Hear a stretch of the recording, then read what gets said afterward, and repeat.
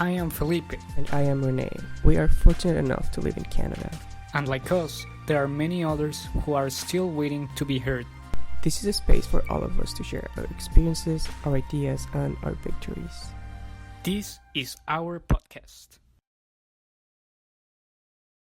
Hello, guys. I hope you're having an amazing day. And if not, we are here to make it a little bit happier. Today we have a special guest. He's a friend of mine. He's from a very special country. I think that he can speak better about him. I met him here in Canada, in college. He wasn't in my program, but he became a friend of mine. We even went to Mexico and everything. He's a very nice person, and I think that he can introduce better himself. So yeah, with less things to say, here we go.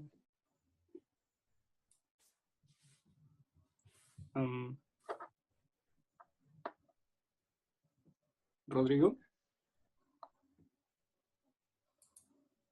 Sí. Yep. Can you speak about yourself and introduce yourself? Yeah, my name is Rodrigo Díaz. I'm from Venezuela, from Caracas, Venezuela. I've been living here in Canada a little bit more than 3 years. And I just finished my studies at Humber College. And right now, currently, I'm a journalist. And I work in different set of projects, range from like web design, sound mastering, and sound design, and some video editing, and I manage some YouTube channels as well. Oh, really? That's cool. Yeah, I just started doing that recently. That's awesome, man. So in our podcast, we try to talk about like how we came here, what's the cultural shock, things that we like about Canada, things that we miss from our countries, stuff like that. So if you want to tell us about like how did you came here? Like how did you get here? Like what was your process and stuff like that? Yeah. So basically, some of you may know Venezuela is not a very easy country to live in terms of security and economic issues. There's not much future. There's not much future for like people who want to like live with a good quality of life. So you have to make a decision. My decision took me around 1 year to come from the conception of it to the moment I executed it to leave. So I had to go through a series of processes, the standard processes that the Canada government asks you for. Like you had to send documents, you had to put up some vaccines to go there. You had to send evidence that you have enough money to go there, because I went there in the status of a student status. So for the student status, you have to have enough money to pay some the number of semesters you're gonna go into a program. So it's that kind of bureaucratic process. In terms of like family, yeah, I came here alone. My family is still there in Venezuela. So yeah, basically here alone for the first time. You had to search for an apartment before you come here, so a place to live. It's a different climate, a different weather. You had to adjust to it. You had to buy clothes that protect you from the snow. Boots is the most important. Boots are the number one thing you have to like consider on a new park. That kind of stuff. And then it's just adjustments from there. Like the Canadians are different from like normal Latin American people. They're less open. Although I think they're a little bit more open than American people. Or I lived in England as well for a while, and a lot more open than like British people. But it's just adjustments, little adjustments you make along the way that help you like go through this. Mm-hmm. Yeah. Did you have any issue? Like, was it your first time living alone, or alone, yes. Like alone away from my parents, yes. I live alone for a while, but in my own country, well, I mean, I could go to my parents' house, whatever. But away from the country, yeah. Oh, I see. Like, in my case, I had a lot of issues, like washing my dishes, washing my clothes. Oh, no. Like it was my first time living alone, so it was like a big shock for me. Yeah. Me, Yeah. So, yeah. I was wondering, how was your childhood in Venezuela? Because you were talking about like not having a future. That's very hard to have like a good Yeah. future there. But how Yeah. how was your childhood, like your memories and stuff like that? No, my childhood was pretty good. It was a different time. My childhood, I did like any normal kid would do. I was in my country. Like I played with my dad some baseball. I had toys. I was never like I never needed. I never was in need of anything. Like I always had everything I wanted. The thing is, after you graduate from university, like you're gonna look at the jobs, what jobs there are in Venezuela for you to do, and there's not much. Like companies are going away from the country because of the political stance of it. Mhm. So it's like you can, and your wage is like marginally low. You cannot like afford anything. You just work to survive, to have the bare minimum necessities. That's if you can live with that, that's fine. Many people do, but some of the people just don't kind of live like that. Just go away from the country. Yeah, yeah, it's similar to Mexico. Well, like in Mexico, we usually complain a lot about our government, but like we are not in that position yet. Like No, what you've lived in Venezuela, like we even look like little kids complaining compared to real problems. But yeah, like I think that it's just a different reality, you know? Yeah. Yeah. And what about your life in England? I was there. I lived there when I was 15 years old. I went to a public school there. It was basically a scholarship that my parents got. So with three of us lived there. Oh, It was a nice time. It was a first good experience. It wasn't my first time traveling because I said I have a good childhood. And in between that good childhood, I was able to travel to the US, to Europe. So it wasn't my first time in Europe, but it was my first time having like a cultural shock because all the time was going like a tourist and stuff like that. And I was living there for like 13 months. So it was a first cultural shock, like noticing that people don't always act the way you think they're gonna act in the sense Mhm. that you have in your country. It's a completely different position to be in. Yeah. What do you think is the biggest difference between England and Canada, as someone who has lived in both countries? I would say it comes down to the people, like the way the people socialize with you, relate with you. I would find that British people are a lot more close. They're a lot more sectary. They like to be in little groups and stuff like that. Little groups that they know everyone about the group, and they have to be from their own like city. They're very sectary in that case. And here in England, the thing is, here in Canada, I mean, the thing is very difficult to meet like a Canadian guy, right? Because if you go to college, it's like mostly are international, not mostly, but I would say 40% of the people you come across, depending on your program, it varies. Uh, Depending on your program, you're gonna find international students. In at least where I was in England, it was Oxford. That's not the case. They're all English people, locals. So, but the few Canadians I met, they're very friendly. There's a certain line, like there's not like 100% confidence in you, like 100% trust, but there's a line, but it's much, much like further away than you would get with a British people, in my experience. so here they trust more like international people. Everyone, I think they're more trusting here, more trusting, more Well, open, more friendly. yeah, we are like at least you and me, like we live in Toronto, right? So I think that Yeah. it's a very cosmopolitan city, you know, like literally you can't go to a mall and not see like international people. Like it's like very normalized here, like compared to Mexico City, as you say, like Oxford, stuff like that. Like I feel that here it's already like in the culture, you know, like it's already there. Like it's a mix of everything instead of just like Canadian culture. That's very interesting, and I think that it makes it easier for everyone, like to Yeah. understand like the differences. Yeah. Yeah. So you mentioned you went to Mexico. Yeah. Been to Mexico, well, 3 times. Mm-hmm. Wait. I don't know if 2 or 3 times. I don't remember the first and the second time. That's what I'm saying. But the third time I went, it was in December. I spent New Year's, Christmas, and Christmas over there with my parents. They took a trip there. We have a common friend there who invited us, so we all reunited kind of in there. I reunited with my parents before in Texas. Yeah, the first year I came here in December. But yeah, I've been to Mexico. It's very similar in terms of people, like in my country. It's very, very similar. Like the way they treat you, the way you act.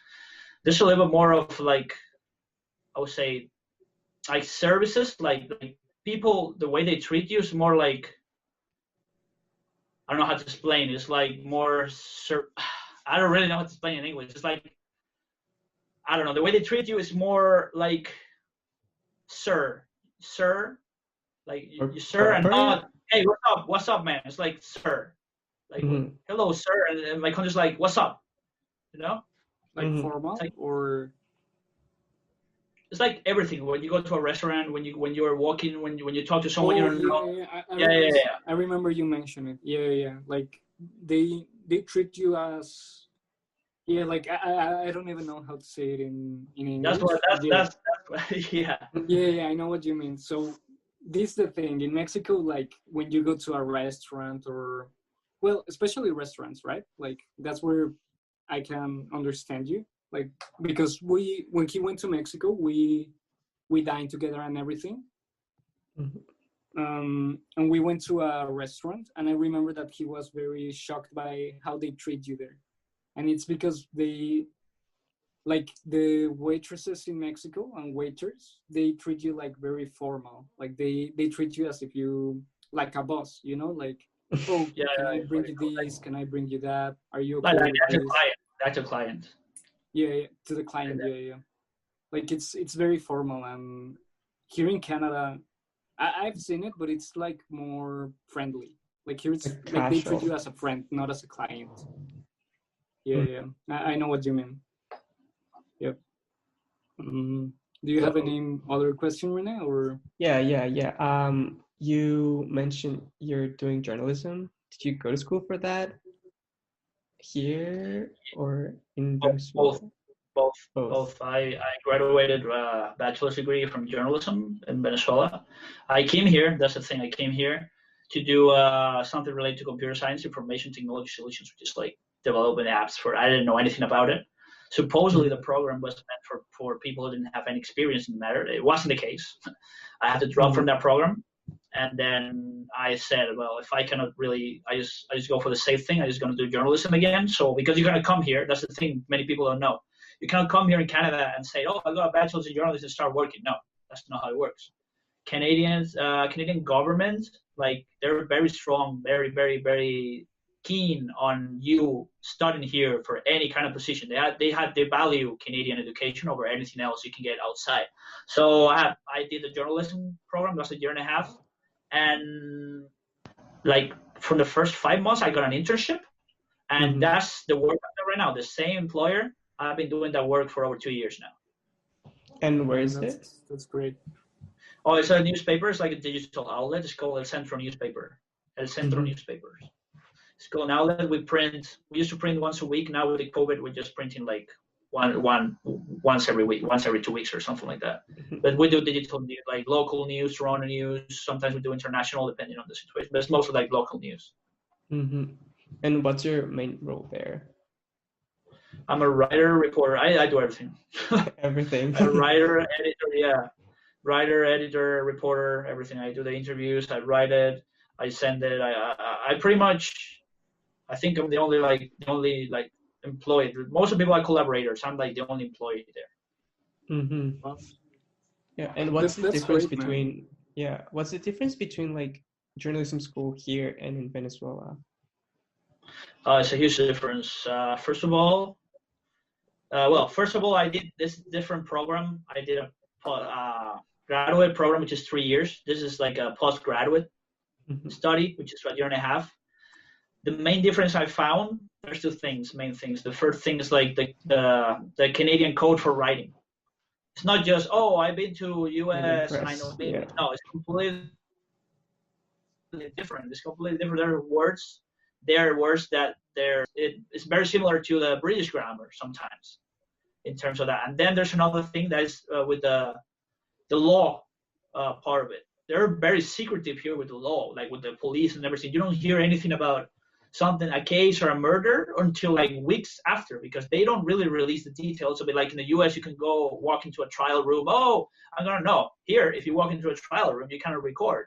And you can do voice recording on your own accord, but if you discover that you did voice recording and the judge doesn't like it because it's legal, you can do it. But if the judge says no, you can go to jail. Like there's many differences there, and there's like the stuff with the that's everywhere. But here they enforce it a lot harder with the picture, with the copyrights and all that stuff. Yeah, like something that I really found interesting about here, it's like how, I don't know, like when it comes like to those postgraduate what's the name, like the college, like the little courses that you take like once you are graduated. Diplomas? Like no, like the other one, the one that it's like just for 1 year. Postgrads?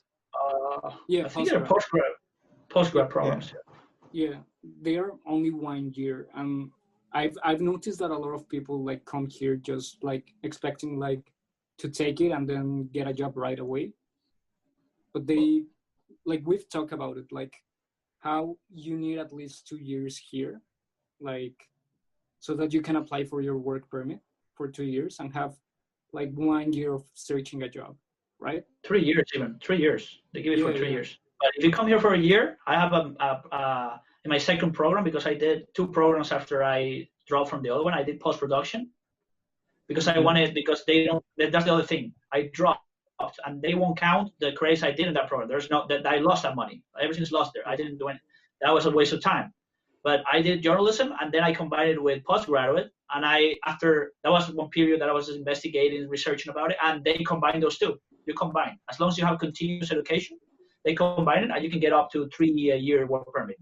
One of the guys, one of my friends in the second program, he did only 1 year and he's getting 1 year work permit. You can get 1 year, but if you're like aiming towards the PR, permanent residence, you are gonna have a very tough time, especially in these times that the score is very high. It's like 4,000 something. It's very, very tough right now. Yeah, like I think that it would only work like if they have like the good luck that you have, like you've been working 2 years for a Location, type A work, because you're working on something that you study, right? And that's considered a type A. It's not as simple. The work you do while you study doesn't count. It has to be. It cannot be part-time work either. So you only can do full-time jobs after you study the work. But there's some rumors, I don't know if that's true, that because of the COVID or everything that's happening, they're gonna make some exceptions and some considerations because of the compassion, all that stuff they said here in the government. They're going to like consider those hours that you did during college and everything. That's a rumor that hasn't been officially confirmed. It's just something, but legally, no, you have to work full time. And as far as I'm concerned, journalism is not in the job category that would give you the requirements for the PR. So yeah, it's not.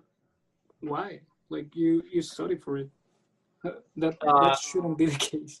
At least it shouldn't be the case. But there's like a little, for example, I read something the other day that some jobs, some positions require you to get a work permit, and journalism is not one of them.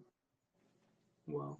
Like you can keep doing journalism here, and you don't need a work permit. It doesn't require you. It's not inside the NOC, the National Occupation Category.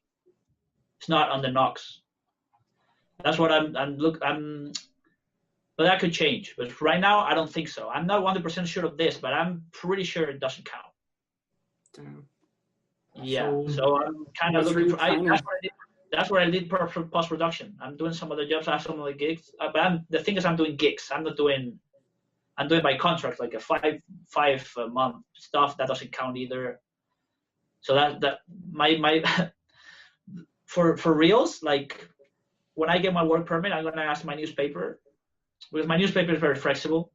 If they can give me, I'm not working full time right now. I'm working part time, and like I said, many projects. But when I get my work permit, I'm gonna ask my newspaper if they can do the Full time. the full time, yeah, a full time contract with me. The other thing right now is like I don't have health insurance right now because the college health insurance is gone. It's not here anymore. Like it's already expired. It doesn't do. So for right now, if I don't have a full time job that does everything, all that for me, I have to pay for my own health insurance. That's what I have to start doing right now. But I'm gonna wait till I talk to my newspaper and see if they can give me that contract. If they don't give it to me, I have to Find somewhere else. I have to pay for my own health insurance. So it's not as easy as you may say. Oh, I finished my program. It's not like that. You had to deal with it, all that stuff after, in between, and before. Yeah. Like that's something that even I forgot about. Like the insurance. Like I had it in mind, right? Especially right now that with COVID, like it's something that you have in your mind very clear, like that you don't have an insurance. But yeah, like it's something that everyone should consider. Like if wants to come here and live here, like once you graduate, your insurance is gonna end, and you need to pay for it unless you find a good job. Mm-hmm. Yeah, Also, you have to actually have. Tell me. Yeah, I was gonna ask you about the point system because you said earlier that some jobs give you certain points. Yeah, there's like when I first researched coming here, there's like a category in the immigration. I don't remember the whole name, like the immigration ministry, and the website, that there's a NOC national occupation category, that there's a number of jobs in separating different categories from the category 0 to category B or D. I don't remember the letters. But I don't remember this exactly either, but there are some categories that don't count towards your hours if you want to do your points you get through PR if you want to. Yeah, there you go. This guy, skill level 0, A, B, that stuff. Okay. Precisely. So, for example, if you work at Walmart, Best Buy, like a shop clerk, an associate, they call it here an associate, that doesn't count. Okay. That you could get the money, it's fine, you get the benefits, monetary benefits, but that won't count towards your PR. Like you have to be like Felipe said, like a profession that is actually, you need to study for it. Like you need a title to be able to work on that. Mm-hmm. Yeah, like electricians don't need a title. Yeah, like working on Walmart or Baskin and Robbins, stuff like that. No. Like you can do it. You need to sell yourself to the government. Like you need to prove them that, hey, I can be useful here. Like who needs another guy from Walmart? Not to be rude with the guys from Walmart, but like there are a lot of people in Walmart or in Amazon, you know? Like no one needs another Amazon guy. Like you need to prove yourself, like you need to prove the government that you're useful for it. Like I think because a lot of people go like with, I can do it. I don't have any issue. Like I can just work at Walmart or in a random place. And yeah, like at the end, you're gonna try to apply for the PR and they are gonna deny it to you. And I mean, it's not that they're gonna deny it. You don't need that specifically. It's not a requirement. It just gives you more points. You don't need it. I see. Yeah. It's not a requirement. Just get, like, for example, let's say if you have a family member living here, that's a huge amount of points. Like literally, for example, there are all the ways. You ideally you will have that full-time job. You will get the points. I don't remember how many points it is. It's not a huge amount. It's a good amount of points. But there's other ways. There's like provincial nomination, which I've been looking at. I don't have exact details on that. How do you get that? But that's the best way to get like a. But you don't. It's not a requirement. Let's be clear. It's not. You don't need that. Just the number of points will go up if you have that. That's what I'm worried about it, but it's not the end of the world for me. Like I was saying with the situation with my journalistic job. Oh, I see. I thought that it was like if you don't have this kind of job, like GG, like you're done. No, if you get, I mean, it's very important you have it, but it's not like your ID, your birth certificate is not a requirement like set in stone. It's just something that's there to give you points and something they encourage you to do. I see. But if the scores go lower, because I think they're going to have to lower the scores right now. The scores are very high.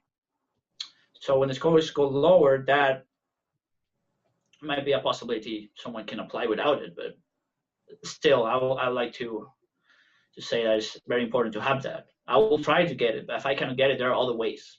That's what I'm saying. Yeah. So in another question, like, did you have any cultural shock here? Like something that you were like, oh, you don't see this very often. Yeah, especially with, they say here there's freedom of speech, right? Yeah. But that's not really truth. You cannot, there's a difference in the, how would I say that? So for example here, freedom of speech, okay, but if you, for example, if you insult another person in a way, especially the minorities, you could actually go to jail. If they can sue you, you can go to jail. If you insult, you don't do violence, nothing, just like verbal violence. You cannot like, for example, if a woman or a man, it applies to both, feels like you're being rude to them in the sense that you're going to the street saying, oh, you're so pretty, or you know what I'm saying, right? It's not that you're going like catcalling, right? You could go to jail. You have to pay fines and you could go to jail. It's like, it's not, there's a line between freedom of speech and something here they call hate speech. Just, you cannot, so that's a little bit difficult to understand. They say there's freedom of speech, but that's not really, in my opinion, that's not the case. Yeah, it's a different way to, like, for me, it's a different kind of violence, you know, when you try to put like rules and tell people what to say, what to not, it's a different kind of violence, even if you are trying to see it like censorship, in a better way to put things. Like even talking about this, it's dangerous, you know, people can be like, oh, they are trying to say that it's good to say the N-word or stuff like that, when like we're just saying that we shouldn't really tell people what they can say and what they can't. I mean, here they say their education is very good. That's why I'm here, of course. Yeah. But they boost on their education. They say, so if your education is that good, right? You should be confident that your citizens have the conscience to not go through that hate speech path, right? Not call the N-word. I mean, you know, not do this, not do catcalling in the street. Don't be rude to the people and stuff like that. But I mean, if you're gonna impose that, like, I don't know, it's like a contradiction. Like if you're not bringing up your citizens well enough, so you have to impose like the hate speech stuff. So I think it's just censorship, and that's one of the cultural shocks. The other cultural shocks is like, I thought that all the people ate here was maple syrup, right? That's all I thought. Maple syrup, and I talked to some people here. Maple syrup is not really that popular here. Like, it's like the national dish, like poutine, which is potatoes on gravy. That's it, and cheese. That's it. That's I thought it was a maple syrup, and like they have like a French part, right? So it's the cuisine must be like, I don't know, escargot and stuff like that. No, it's a poutine, like, potatoes, gravy, and burgers. So you love burgers. Yeah. There's a lot of like in America, like in the States, there's a lot of obese people because there's like chains everywhere, and you can just go in there and eat there. It's like, I don't know. It's like, it's very similar to, I find it very similar to the U.S. in that sense, and the way the malls are, like in the street. You go 2 miles from here, there's a mall. 5 miles where there's a mall on the side of the street. It's all the same structures. Same thing, like in Walmart, there's a shop, there's a McDonald's or whatever, a Shoppers, and that kind of stuff. Like, it's very similar, but the amount of products they have here I find in comparison to the US is a lot less, more austere. It's like Yeah. they're more. I don't know how to explain it. I go to a US shop. I remember going to Tech the last time I went was in Texas, and they have a lot more variety. Here's like they have variety in comparison to other places I've lived, of course, but I don't know. There's something missing. There's still a lot. Don't get me wrong, but there's something. I don't know. There's like even from something. Mexico, it's like very different. Like Yeah, you can tell here that they don't have so many things. But yeah. It's also, like it's weird. I they don't know. really put like Canadian things, you know? Yeah, Like they're very things that proud. are They're like very food. buy Canadian stuff like Canadian products are good. I enjoy it. And they're cheaper as well. So of course Yeah, I'm gonna yeah. get those. Yeah, it's not like they are bad, but it's interesting to see how much they put like Yeah. Canadian stuff in For example, like Walmart Canadian and stuff like bacon. that. Canadian bacon. It's not Yeah. really bacon. It's like the back. It doesn't have that much grease. Of course, that's better for your health, but the flavor's not the same. Yeah, Like yeah. stuff like that, like Canadian bacon, that kind of stuff. But I cannot really recall. I cannot really other cultural shocks that I had. Like I said, I've been to many different parts of the world. Living is like adapting, but all the things I think they were kind of what I was expecting. In terms of general things like the way that people act. Of course, I speak English. I knew English before, so it wasn't really that difficult for me to adapt, other than those things I mentioned about especially when you do journalism, like the secretive nature of the crimes, the police and all that stuff, the RCMP, all the secrets and all the hiding, the results will be in a month or whatever. Like they just discovered what was this news? A little girl that got murdered like 50 years ago, and they just unveil new evidence and stuff, like new ways of new technologies to unveil some of the evidence they didn't have before. So it came up today, but sources tell that they had the information a month ago. That kind of stuff. So they confirm it, they reconfirm it. I don't know what they do. It's like, that's the only thing. Like there's so much secretive stuff. Like I don't know. And then I think that's something that really shook me when I came here. It was like in Mexico City, we have a lot of crime, right? Yeah. Like you always hear about like, oh, they killed 10 people, or like it's always like death and shit like that, right? But here it's like when they kill one person, you hear it everywhere.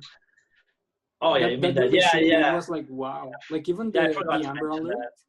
Yeah, I forgot to mention that. Like in my country, Venezuela, you see, I don't know. The last time when I came here in a weekend, I saw like 80 people killed in my city, something like that. And you're desensitized, right? You know, oh, 80 people. Okay. Oh, it wasn't 100 like last week. Okay. So here's like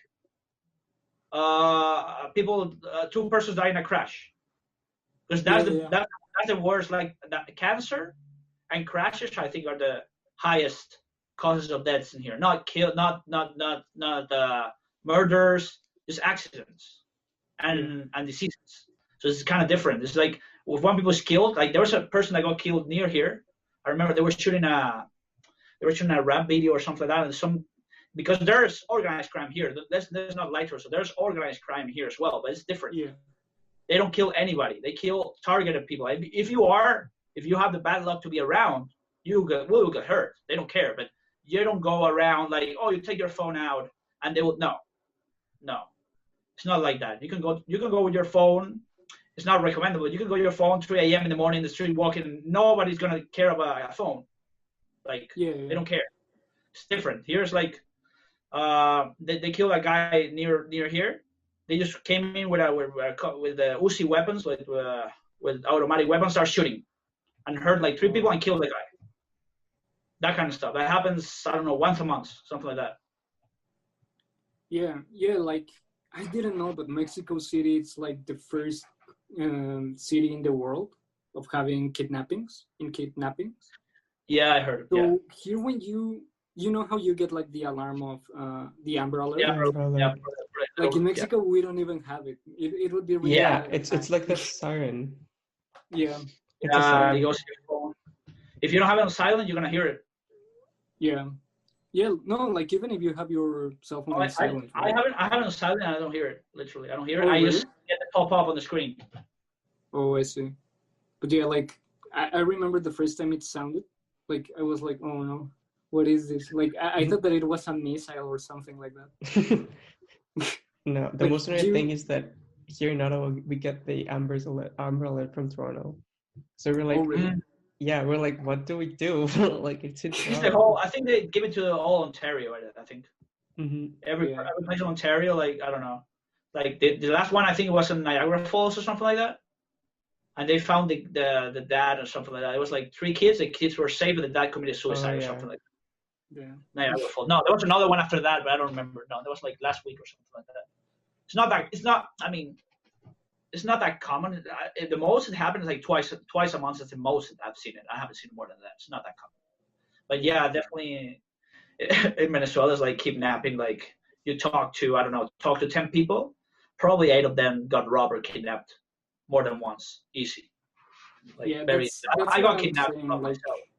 I would like know. it's completely like our realities are way different. Like if you tell someone from a Canadian, like, oh, I got robbed once, you're Oh, like, they go. oh, Oh, yeah, yeah. and then you're like, yeah, in Mexico it's very normal. Like 5 of 10 people are gonna tell you that they were robbed, but then you come from Venezuela and you're like, yeah, 8 of 10 are gonna tell you that they Yeah. got robbed. It's like way different realities, right? I have 3 years here and never been robbed. Yeah, Never neither. have feared.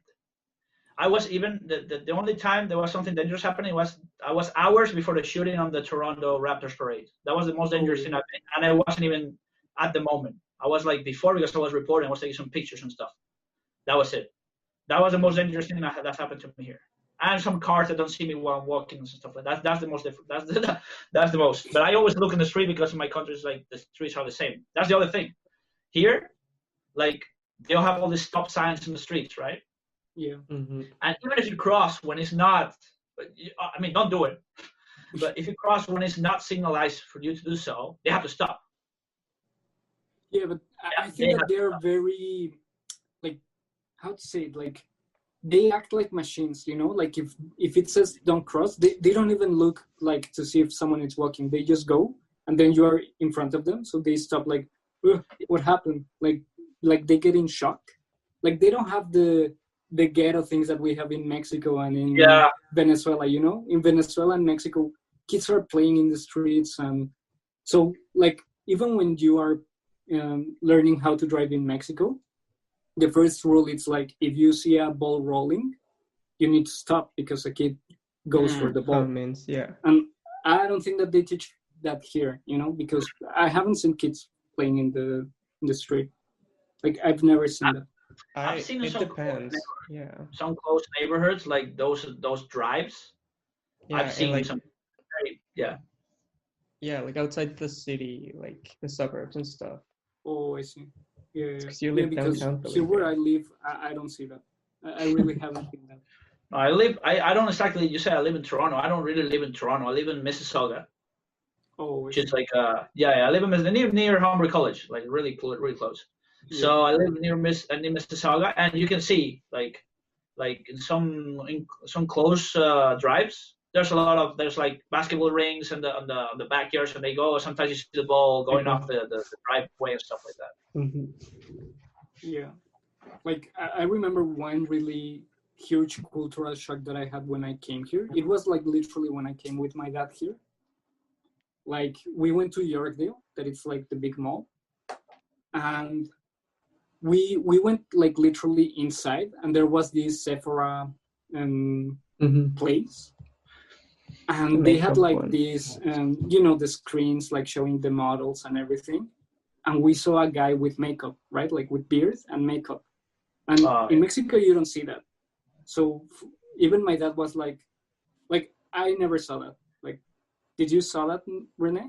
Yeah, in my school, in tech. Oh, well, like, yeah, your school was way bigger than mine. Like, in my school and in my bubble, there was no one like that. Like, I've never saw that. So, well, like, I knew that it was something that happens, right? Like, it's not like, oh, that doesn't exist. But, like, I don't know, like, seeing that open, like, in a in a wallpaper and everything. Like even my dad is old, right? Like he's 60 something. So he was like, yeah, we're not in Mexico. And I was like, yeah, we're not in Mexico. Like, But yeah, like, and it's like, for me, I don't care, it's like very normal. I got used to it. But for my dad, it's like something that it's like, wow, like this way different than what I grew up with. That's the same. That's the thing. Like if you come here, like you have to be very open about what you see, because you're gonna see some things here that might be not normal for you, but they're very common here, and those are part of these minorities I'm talking about. Those minorities get defended very, very, very, very strongly by the government. So you cannot really, you have to be very careful what you do in terms of stereotypes and stuff you have from that kind of stuff. Yeah. I stay quiet. I don't really. It doesn't affect. If it,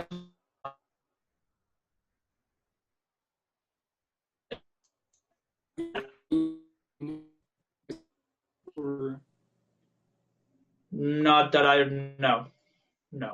That's another difference in England. I remember. I remember there was like, I'm big into football. We call it soccer here, but whatever. Yeah. We were going. I was 16 or 15. I don't remember. We were like, there was like the FA Cup is like the league tournament they play over there, the Premier League. It's a cup. Every team from each division plays the FA Cup. So we were going to see the draw at one of the guys' home, and everyone was gathering around and, oh, let's go. And we went outside the school after our classes. So we're just going to this guy's house and everything. And halfway through, the owner of the house stops me in the street, and he tells me, "What are you doing, man?" I say, "Oh, I'm going to your house like everyone else to see the drawing, right?" He said, "No, you cannot come." And I asked, "Why?" They said, "Oh, because you're not English." That kind of stuff. That was the first time ever. And I think it's the only time like it's been like that blatant. Here, I've noticed there's discrimination a lot against Indian people. A lot. But against me personally, I haven't felt anything. No, I cannot recall anything, honestly. He's been very good in that aspect, to be honest. What about you, Rene? Have you ever been discriminated? I mean, not really. People usually think I'm Canadian until they hear me talk. And then he's too white. I'm kidding. Also, like, sometimes people complain about how, for example, my new roommates, they complain about how I make my quesadillas, just like tortilla and cheese. They're like, "Put something else on your quesadilla." It's like, what? I've never seen that. Like, maybe like ham or something. But they're like peppers and onion, and I was like, no, thank you. And then they just bully me, but like it's not like actual discrimination. Yeah, it's just play, jokes and stuff. It's not serious. Yeah. Like in my case, I remember one time I was going back from Humber, like to my house. It was not that late. It was like around 6, and I was in the bus, right? Like I had like this drawing big ass roll of paper, and I remember that I was at the back of the bus, right? Like doing my own business, like listening to music, and like 4 or 5 black guys entered like to the bus, and like it was empty, right? Like the back part of the bus was fully empty, and one guy comes up to me and he just tells me, "Shift, like move," right? And I was like, "Why?" And I remember that they all start like bullying me. Like they were like, "Oh, I'm gonna kick you in the head." And I was like, "Hey, I'm sitting. Let me listen to my song." And yeah, like they were like, "Oh, go back to your home." And I was like, "Oh shit, bro, like, why are you discriminating me?" Like, I don't know. For me, it was a huge shock, because like black people always fight for that, right? Like for equalness, right? Like equality and stuff like that. So for me, it was like, why, like, what is this, right? And And even like there were people that they didn't say anything, like they didn't calm them down. And I was pissed. Like I was like, wow. But yeah, like that's the only time that I've been discriminated. That it was openly discrimination, you know? Like they were like, oh, go back to your country. I was like, really? Yeah, like I don't know, like that was the only time. But yeah. It's very unfortunate for me. Fortunately, I never. That's the England the thing I mentioned about in England. That's the only thing here. I learned a lesson from you. I'm never sitting in the back of the bus. That's that's a lesson I learned here. Yeah, oh, my image just went boom. Sorry about that. It's all right. Yeah, don't worry. But yeah, like I think that also like one big issue that people that come here do, it's like they stay with the people that speak their language, you know, like they don't try to improve their English. Like I think that they should do it, like, because if not, like you live in a bubble, like you're only gonna hang out with people that speak your language. Yeah, I understand that. Like I was, for example, in my first program, it was really cool because I was with another Mexican friend, Isaac, you know. Yeah. And there was a Korean guy, in my bubble, and then a Ukrainian guy. So we all speak English, and that was pretty cool. I actually never, just Isaac, and then it's been like a girl from, who was she from?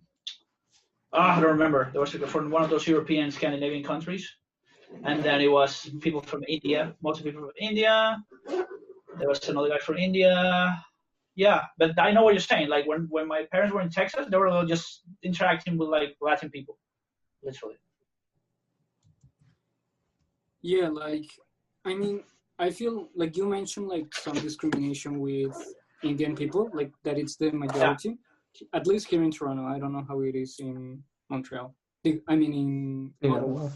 Ottawa. But like, I feel that some of that discrimination comes because like a lot of Indian people that I've noticed, like they don't care about learning English and they only hang like with their people. Like even we had a guest from India and he said the same thing, right? Like there are a certain kind of Indian people that they stick with Indian people. Like they are not very interested on hanging with more international people. And I think that that creates segregation, right? Like even if it's not like from Canadian people or the international people, like if someone doesn't want to speak with you or doesn't have the minimum interest, like they are just gonna be like left behind, you know? Well, like they create their own bubble. Because I think that it's good like to speak your native language. Like for example, when I talk with you with Rene, like we don't speak in English unless we are recording. Yeah, like we usually speak in Spanish, but like I'm not gonna speak in Spanish if I'm with Rene and another Canadian friend of an international friend. Yeah, like last summer when my cousin, you and I were together, and then your friend, we were speaking English all together, right? Yeah, because you create like these bundles, like you bond with people.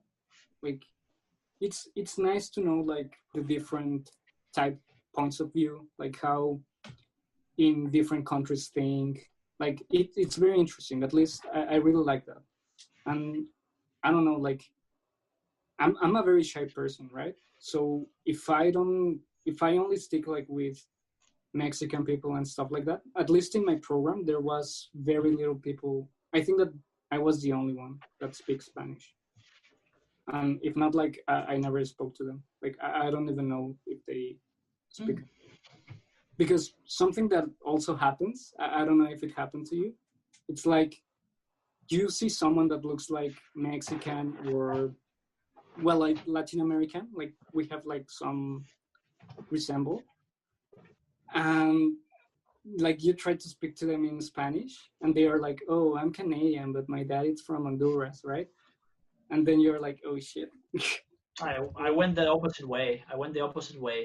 the first person I met was Isaac, Oh yeah. and he was like, no, I saw him, and I knew he was Mexican. I knew it from the first time, but I talked to him in English. I said, hey man, how are you doing, bro? What's your name? Isaac. Oh. And then after like 5 minutes, I say, ¿hablas español? I said, yeah. Oh, Yeah. oh, he told me, pues empezamos por ahí. Okay, let's go. So we start we speak Spanish, but when we work with other friends, like we speak English all the time, we try to communicate like in English most of the time. So Yeah, like but yeah, it's good, I don't remember. to open your boundaries, you know. Yeah. We tried to learn Like- Korean, but it was tough. Yeah, because even Koreans have the same issue.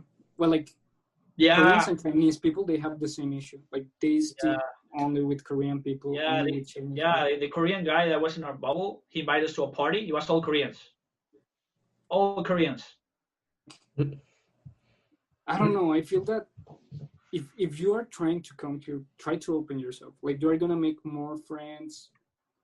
Know Yeah, the different. It's gonna ways be a to better think. experience.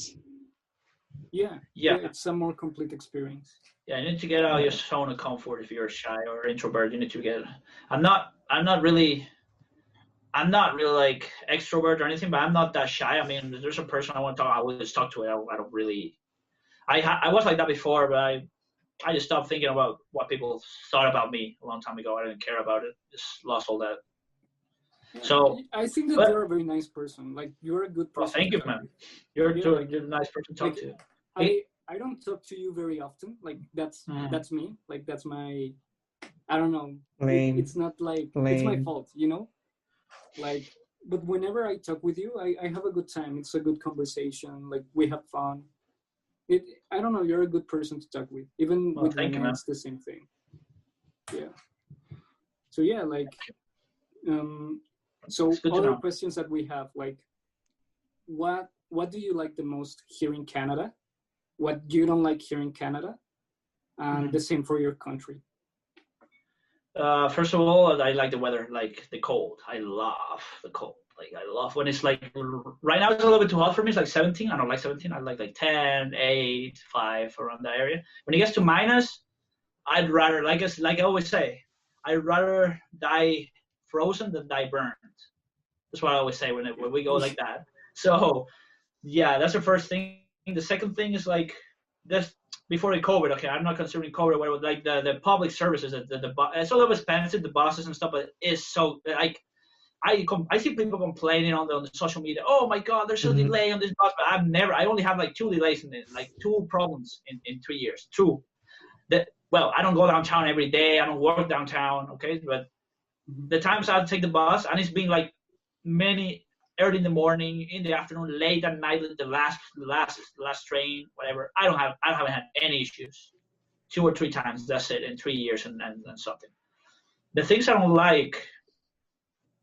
Yeah, like I said, I was expecting like this is the first world country. Right? I was expecting a little bit more of that freedom of speech that we're talking about, that kind of stuff. So that mostly is like kind of the government position on some political correct issues. But that's nothing that minor. And the other thing I don't like, I don't know. It's very difficult to. It's very little things. It's not something general like the crime. I don't like how people don't follow the rules. It's like very little things that I have to think about really carefully, and those things are not gonna really affect my enjoyment of my life here. There's very little things like that stuff I mentioned about the government being extremely political correct, that kind of stuff. There's very little things. I mean, I love the weather. So you're just picking at this point, right? Like I just pick picking. I have to look, and then I say, this little thing here, this little thing there. I'm picking at this point. Yeah, it's like. Something that you love about your country and something that you hate about your country. Like if you don't want to go political or anything, like it's up to you. I hate 90% of the things in my country. To be honest with you, the things I love was called my family.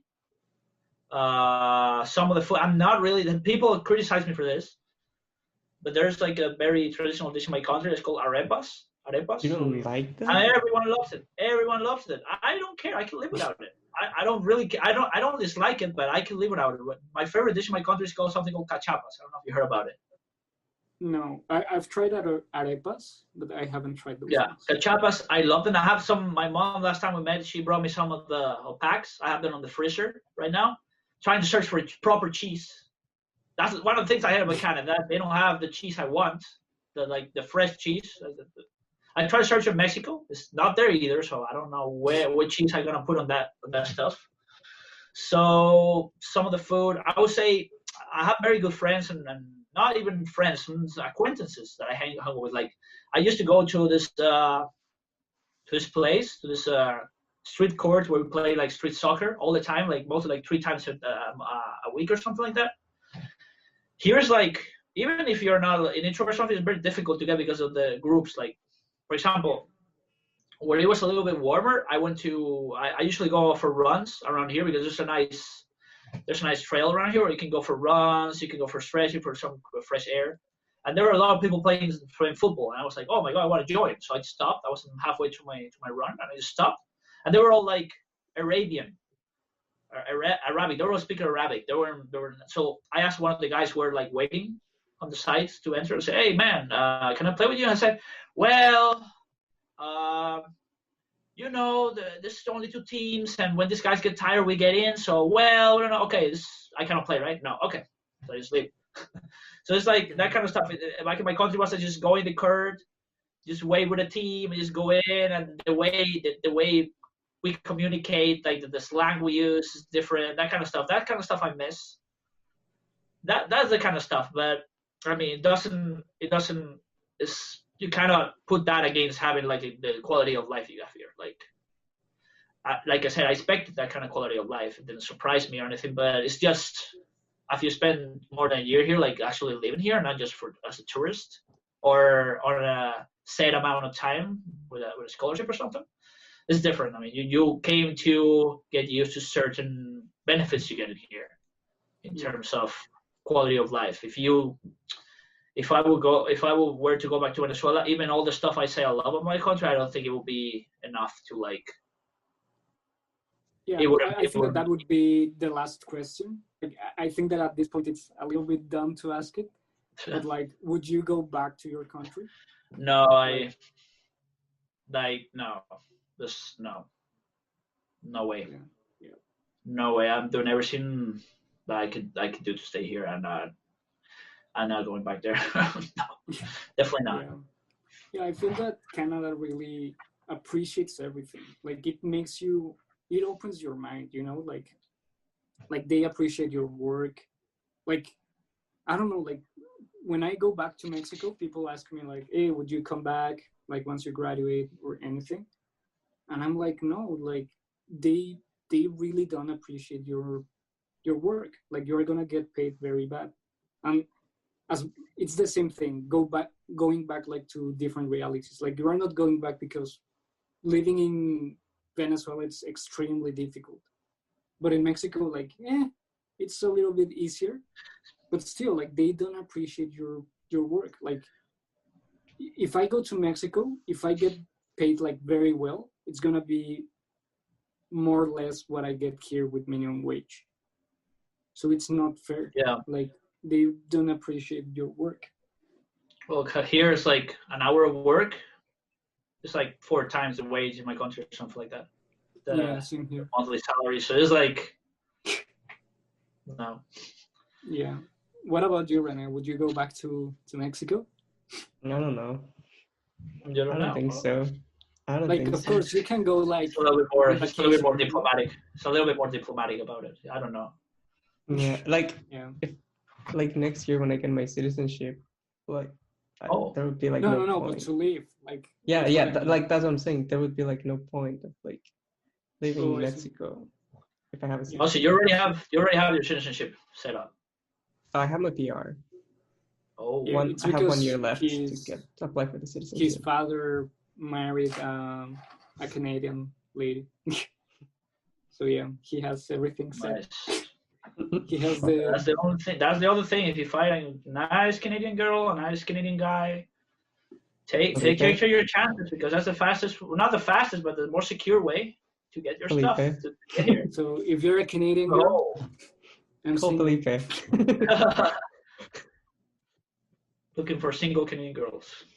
Nah, I mean, if I get the citizenship, I want to get it by my own merits.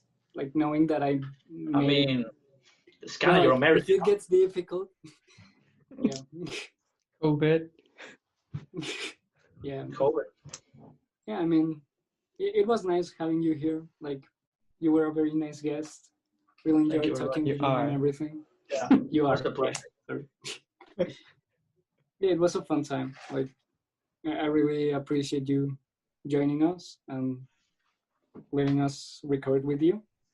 Thank It you was very much. It was a very fun experience. Thank you. It was fun for me Do too. you want to promote yourself? Like, what are you doing? Any projects? Like, where to contact you if someone wants to, I don't know, invite you, like, to, like, do your thing. Yeah, basically I do all sorts of things, for range from like translations, video editing, sound editing, sound mastering. I could write papers as well. Good grammar skills. So you can contact me at rdn.freelancing@gmail.com. Okay. Yep. You can send it to me, like, on my Discord, so we can put it here. Okay. Yep. Like, I think that would be it. Yep. Thank you for joining us, for those who are listening. Thank you for having me. Yep. Thank you so much. I hope we made your day happier. I don't know if you enjoyed the show. It was a very dense one, but I had a fun time. Mm-hmm. Yep. Okay, guys. See you later. Have a good one. See you. Thank you so much. Cheers. Bye. Bye. Bye.